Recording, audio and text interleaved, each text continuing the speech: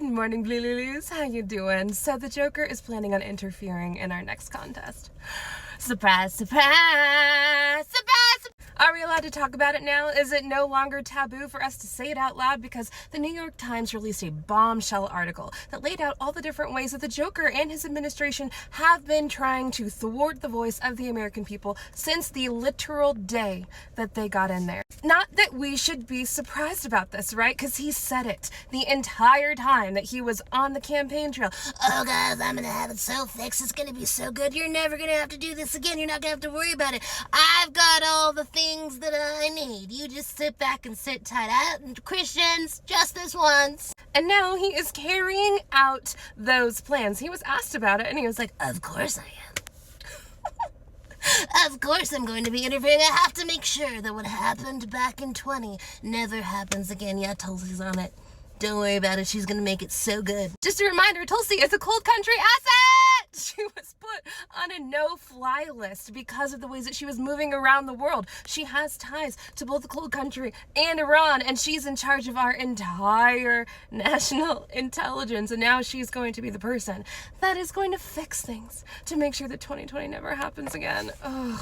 No wonder they want to medicate people who are in the neurospicy community, because we've been seeing these patterns since the second those results rolled in. Yeah, of course, this is exactly what was going to happen, and it didn't start on January 20th. He has had a reckless disregard for the law for his entire life, and it's exhausting continuing to hear these things and knowing that the Dems are going to do nothing about it.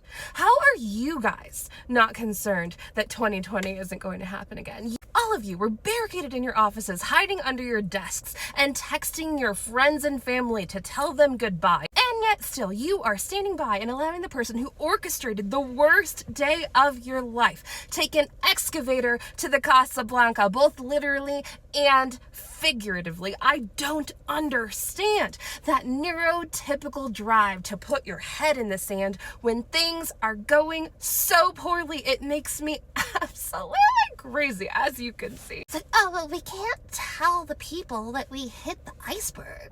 That's gonna make them really upset. Like, yeah, well, is the ship still sinking?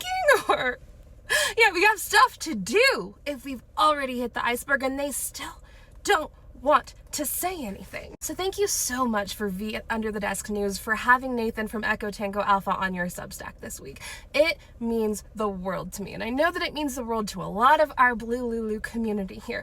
V did an excellent job. Didn't do it in a way that's like, well, I mean, that's just your opinion. I mean, there's other people who don't believe this, and just try so hard to appear centrist when it comes to this argument, because honestly, it is black and white at this point. He's admitted it dozens of times at this point. We don't need to be like, well, other people disagree. It's not necessary.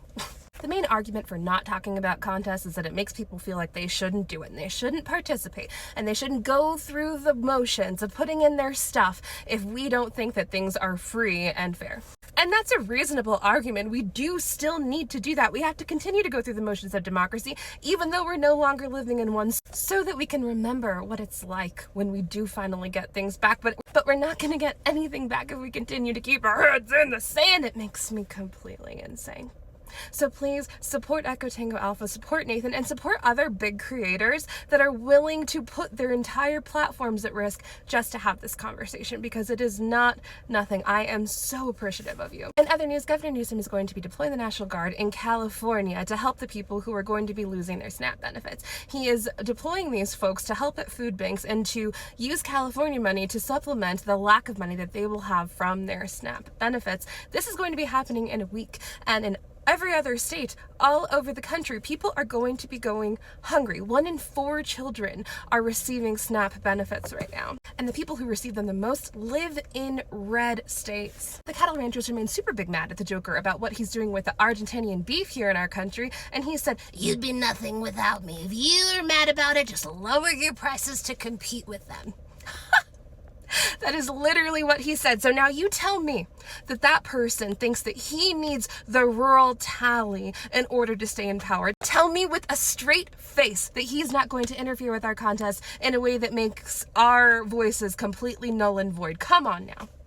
Come on now. We have to remove the stigma. We have to keep talking about it. Talk to your friends, talk to your family, post your own video, because we have to break through this. Even though when it comes to you guys, I know that I am preaching to the choir. No matter what happens today, I hope you drink some coffee, you'll be eating yummy snack, and as always, keep your eyes up, keep your feet on the ground. I'll see you next time. Ta-ta.